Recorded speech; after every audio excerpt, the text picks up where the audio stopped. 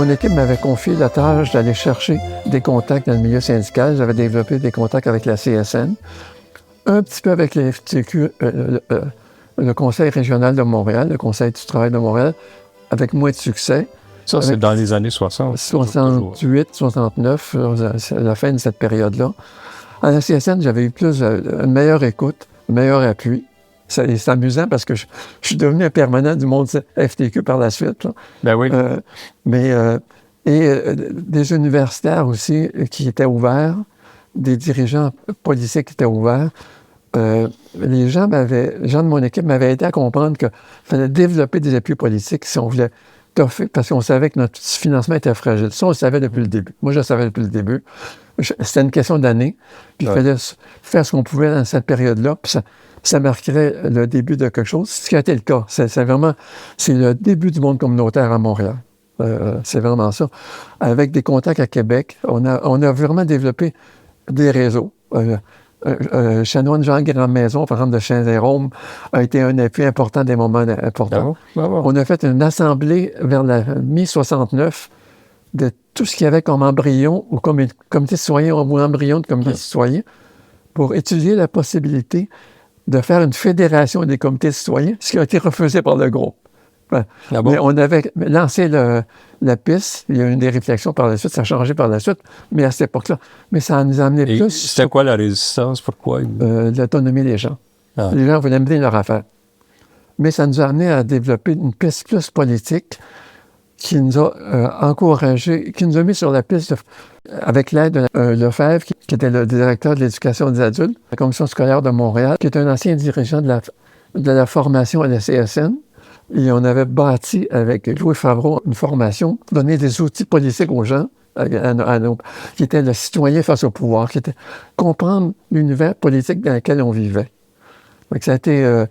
on avait beaucoup d'expérience. Moi, j'ai fait aussi de la formation des gens des comités citoyens de ces trois quartiers-là, à Saint-Jérôme, à la Maison des Jésuites, qui était connue à l'époque, où on donnait des outils aux gens pour mener leurs propres affaires.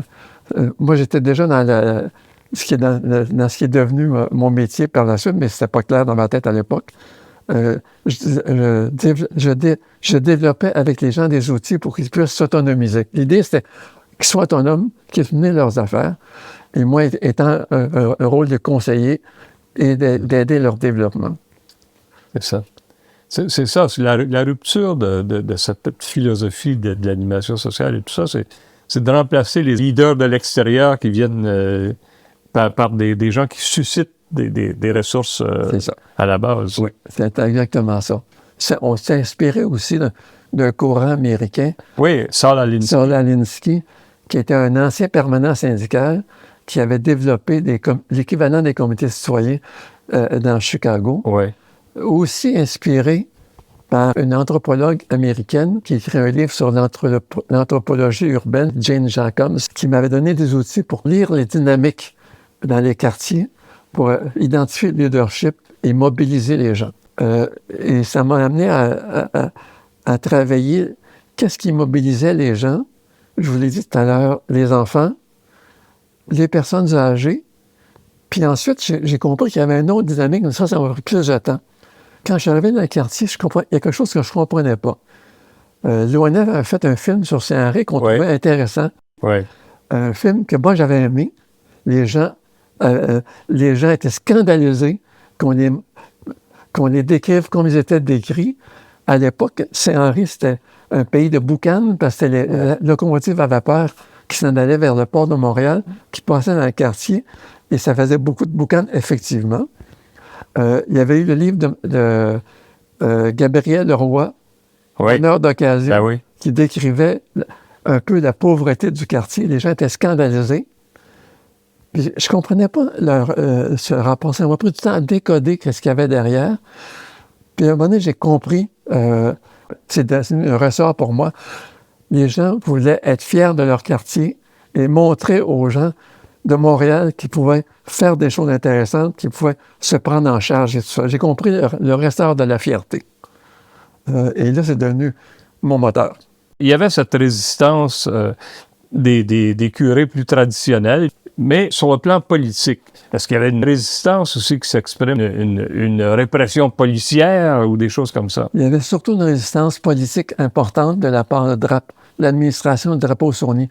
On était vu par les journalistes comme l'opposition officielle à la Ville de Montréal. C'est des fauteurs de troubles. Oui, et Drapeau-Saunier nous haïssait. Saunier était parlable, Drapeau ne l'était pas.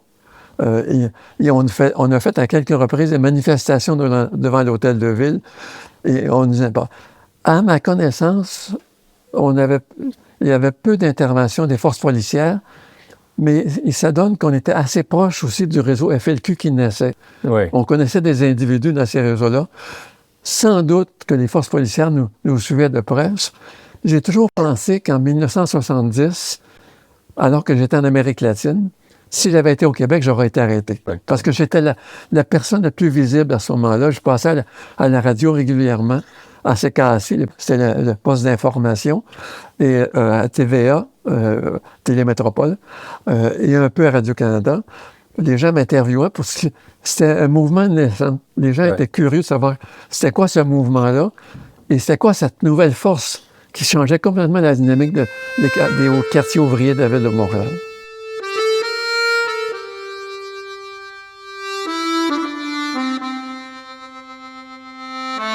Donc, il y a cette période intense là, du chantier, du Conseil des œuvres, l'animation sociale.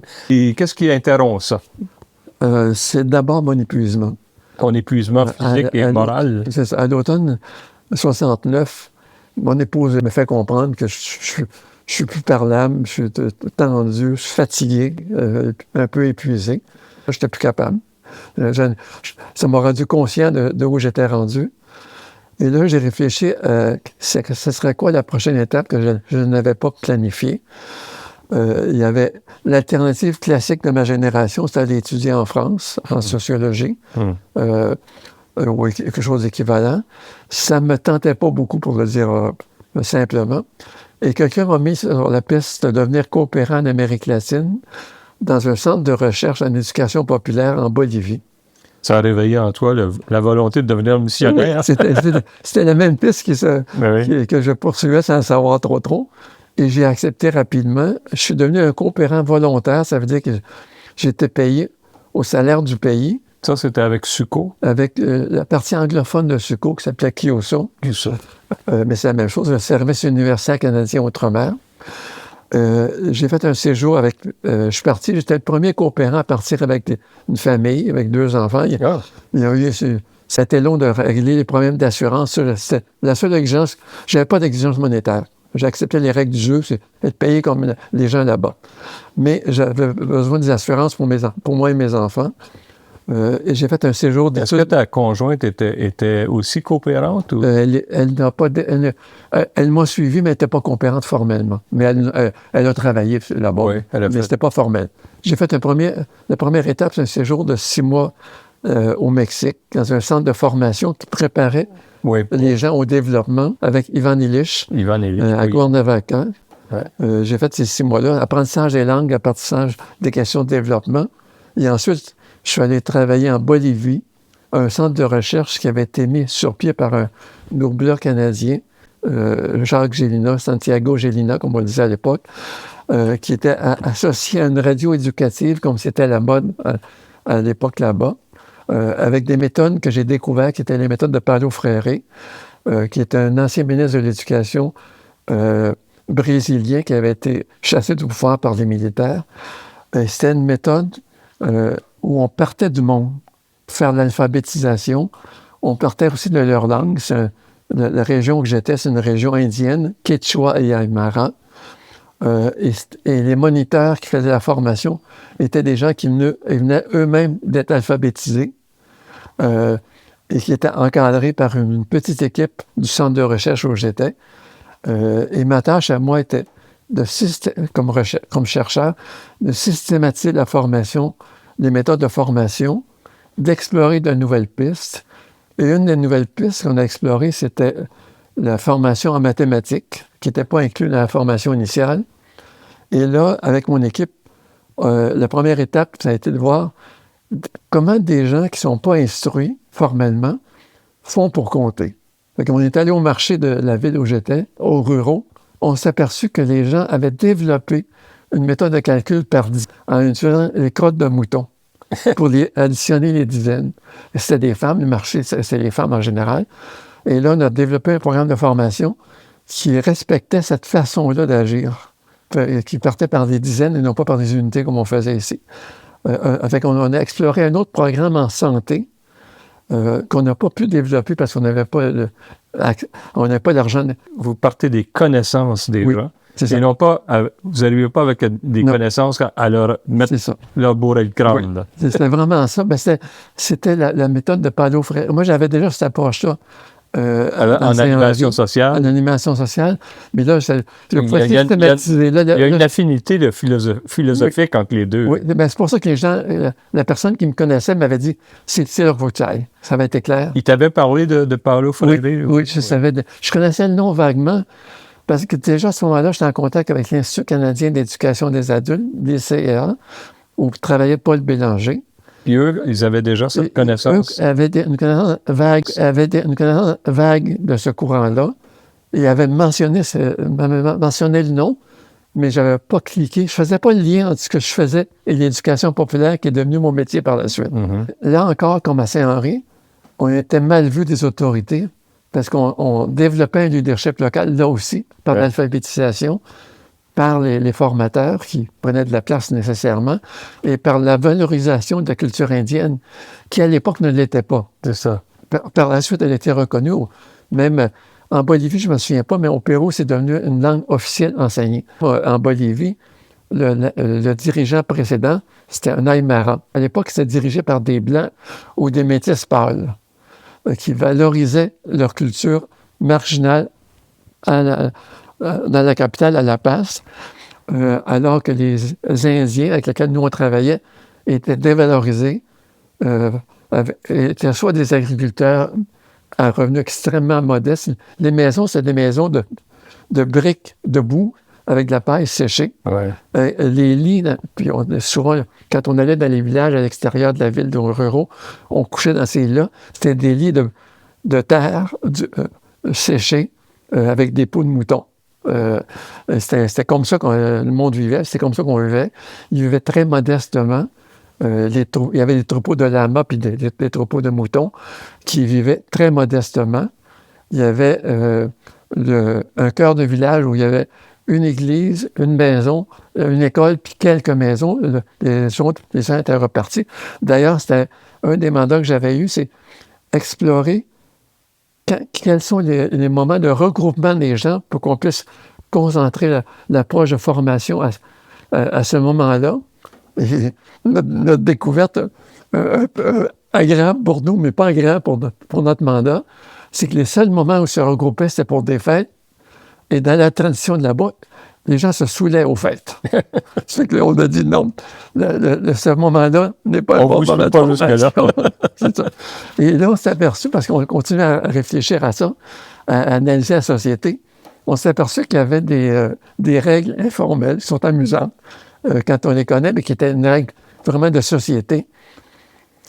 La permission de se saouler était graduelle selon ta génération. Ah bon?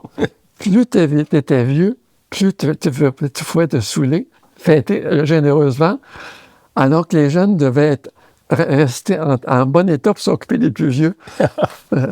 Et au moment du carnaval, qui était la grande fête, la fête principale dans les villages partout, c'est encore vrai en Amérique latine, il y avait aussi une règle informelle, c'est les enfants nés de ces occasions-là de fêtes-là, du carnaval, n'étaient pas reconnus comme des enfants illégitimes. Ah, mon Dieu! Ils étaient intégrés à la société tout de suite, ça faisait partie de la façon de vivre. On décodait continuellement la société comme ça, ce que les autres ne faisaient pas beaucoup, pour essayer de trouver nos pistes. On cherchait beaucoup.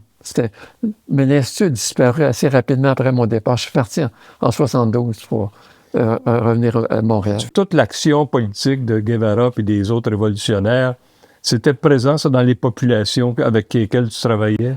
Un petit peu. Il y avait un grand courant de pouvoir parallèle. C'était plus d'autres pays. Pensez-vous qu'il y a, à l'heure actuelle, en Amérique latine, des pays mûrs, prêts pour une révolution du type castriste, du type cubain? Il y a quelqu'un où déjà il y a la lutte. Ici, on ne parle pas de ça, mais la lutte existe à Venezuela, existe au Guatemala. Et peut-être il y a d'autres pays où le peuple lutte avec les armes. Ça a passé avec nous. Nous avons lutté 2 années et il y a des longues périodes de temps où personne n'a parlé de nous. Vous avez parlé du Venezuela et du Guatemala, mais est-ce que Cuba aide les révolutionnaires de ces pays? Moralement seulement, ils considèrent que son lutte est juste, mais jusqu'à ce point. En Bolivie, on était mal vu des autorités parce que, encore toujours la même chose, on changeait de leadership. À un moment donné, j'étais allé à La Paz pour explorer avec un sociologue canadien qui enseignait à La Paz les pistes qu'on explorait pour savoir si c'était fondé ou pas, si nos bases scientifiques étaient correctes. Et durant que j'étais là, il a été tué durant une manifestation. Ah oui? Et là, j'ai reçu un coup de téléphone de suite pour dire, mon directeur m'a dit, tu ne bouges pas de l'hôtel où tu es, tu ne sors pas de la maison où tu es. J'ai respecté la consigne. Et pas longtemps après, 2 de mes copains ont été tués. Ah mon Dieu. Par un camion, un accident. Ah. Mais c'était très clair que c'était voulu par les autorités. Là. On s'occupe de ta famille, c'est dangereux. C'est des coopérants qui étaient il était des travailleurs locaux. Des travailleurs locaux parce que j'étais le seul étranger de cette équipe-là avec le directeur. On sentait qu'on était menacé. Et à l'époque, en Bolivie, le syndicat des mineurs occupait beaucoup de place. C'était un syndicat. Et on était proche du monde des mineurs. C'est un syndicat. Puis quand ils manifestaient avec des bâtons de dynamite dans les mains qu'ils allumaient des fois. C'est vraiment un autre univers. Mais est-ce que ces syndicats de mineurs-là étaient influencés par toutes les luttes politiques de décolonisation? Oui. Ça, oui. Ouais, ce courant-là était présent. Oui. Vous pouvez être proche des guerraristes. Il y avait tout le courant de la théologie de la libération auquel j'avais été initié au Mexique, à Cuernavaca. Ouais. Et les autres là avec lesquels je travaillais étaient très, très proches de ce courant-là. C'est ça. Il y avait souvent des espèces de jonctions entre les révolutionnaires guévaristes et des gens qui étaient plus dans les courants. Il y a de ces prêtres-là qui ont été proches de ces courants-là. C'est clair. C'est connu en Amérique latine. Là. Alors, ton séjour est devenu peut-être plus corsé, plus risqué à cette époque-là. Est-ce que tu as continué quand même à vivre là-bas? Ou... Fait que j'ai indiqué à Suco que c'était le temps que je revienne. Ouais. Et dans les semaines suivantes, avant même que je parte, on m'a engagé à Suco Montréal comme responsable des opérations locales au Québec et dans les Maritimes.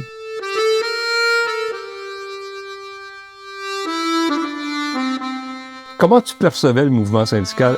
Je percevais la CSN comme des alliés de l'animation sociale. J'avais des contacts avec André Lorrain des ACEF, avec Pierre Vadeboncoeur, avec André Lheureux. Avec Marcel Pépin, j'ai eu des contacts aussi. C'était le deuxième front qui se développait.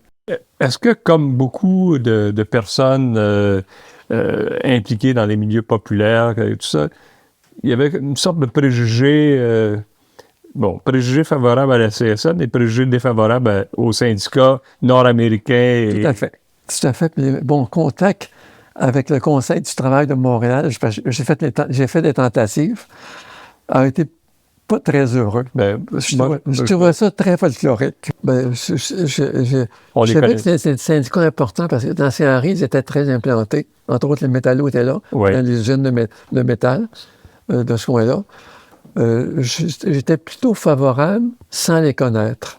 Vers le mois de février 1975, je reçois un coup de téléphone de Jean-Marc Carl des métallos, il était aux communications, qui me dit « On aimerait ça te rencontrer. On cherche quelqu'un pour faire de la formation chez nous. » J'ai commencé par dire non. Je n'étais pas intéressé. Et là, j'étais responsable à Suco à ce moment-là. J'ai dit à ma secrétaire « Je ferme la porte de mon bureau, j'ai besoin de réfléchir. Donne-moi 15 minutes. » Pourquoi tu as dit non d'abord? parce que j'avais pas vu, je voyais pas le lien. Je connaissais pas le monde syndical bien, je connaissais pas le monde du travail formellement. Tu ne te voyais pas comme formateur syndical. Et là, j'appelle un ami qui était un journaliste du Devoir, Jean-Claude Leclerc, qui m'avait beaucoup appuyé dans le développement de l'animation sociale. Et je donne aussi un coup de téléphone à Paul Bélanger, qui, à ce moment-là, dirigeait l'Institut canadien d'éducation des adultes. Les deux me disent la même chose. Laisse pas passer ça. C'est une occasion extraordinaire pour toi. Puis ils ont besoin de toi. Fait que là, dans l'heure suivante, je rappelle Jean-Marc Carl. Dans les semaines suivantes, il y a eu une première rencontre avec Jean Gérin-Lajoie, le directeur, Jean-Marc Carl et son adjoint Gérard Doquier, où ils m'ont fait parler de moi surtout. Ils m'ont parlé un peu aussi de ce qu'ils attendaient du projet un peu vague qu'ils avaient. Mais c'était pas une entrevue de sélection rigoureuse. À ce moment-là, c'était plus une période de contact. Il y a eu ensuite, vers le mois de mai, une entrevue formelle avec la même équipe, où là, on me testait. C'était l'époque des ML. Hein. Ouais. On savait que j'étais de gauche, mais voulait s'assurer que je n'étais pas ML, puis Jean Gérin-Lajoie détestait les ML pour dire ça simplement et carrément. Il voyait dans sa soupe. Oui, c'est ça. Et on voulait savoir qu'est-ce que j'avais fait plus précisément. Mes affinités ouvrières, mes ouvertures au monde syndical, mes connaissances techniques par rapport au mandat qu'on me donnerait, j'y reviendrai tout de suite, et la capacité d'intégrer un nouveau milieu qui est très différent de ce que je connaissais. Le mandat était relativement simple en termes de celui qui me le donnait, mais difficile à faire parce qu'il n'y avait pas de précédent. Jean Gérin-Lajoie me disait « Ça coûte trop cher avoir beaucoup de permanents à la formation. Ça nous prend beaucoup de formation au métallo. C'est du monde qui a besoin d'outils, qui a besoin de se développer. Mais on ne sait pas comment faire suffisamment. » Donc, ils avaient déjà, eux, cette volonté de changement d'approche pour faire la formation syndicale. Jean Gérin-Lajoie avait l'intuition qu'il fallait le faire avec des métallos. Avec les membres. Avec les membres, mais il ne savait pas comment. Oui. Et c'est là qu'il est venu me chercher. Est-ce que déjà, dans ces rencontres-là, préliminaires, si on veut, tu leur as fait part de ton approche, celle que tu avais développée en Amérique latine? Ce que j'aurais dit, c'est, j'aurais compté ce que j'avais vécu en alphabétisation. Il y avait 2-3 pistes. Une piste, c'est on part de la réalité des gens. On part du monde que les gens ont. Et progressivement, on rajoute des gens, ça s'appelle la conscientisation. On amène les gens à prendre conscience de l'exploitation qu'ils vivent. Je ne le disais pas dans ces mots-là, mais c'était le sens. Deuxième, c'est on fait ça avec des gens qui sont eux-mêmes peu instruits. Ils n'ont pas passé par l'université. Ils viennent d'être alphabétisés. Ils savent comment communiquer avec le monde. Ils sont crédibles. Ils se sont développés par eux-mêmes, puis on peut leur donner des outils. Mais ça prend de l'encadrement, ça va prendre des sous, ça va prendre des moments de formation. C'était un peu le message que je leur disais en termes de mon expérience de Bolivie. Et ça l'a... Jean Gérin-Lajoie, il a acheté ça. Il a acheté ça. Il m'a offert de devenir permanent. Ouais. Je leur disais, je connais rien au monde du travail, je connais rien aux lois du travail, etc. Ça, ils ont dit, nous autres, on connaît ça, on va être avec toi. En juillet 1975, je suis arrivé au métallo. Jean Gérin-Lajoie a eu l'intelligence de me donner 3 mois pour me familiariser avec le syndicat de métallo.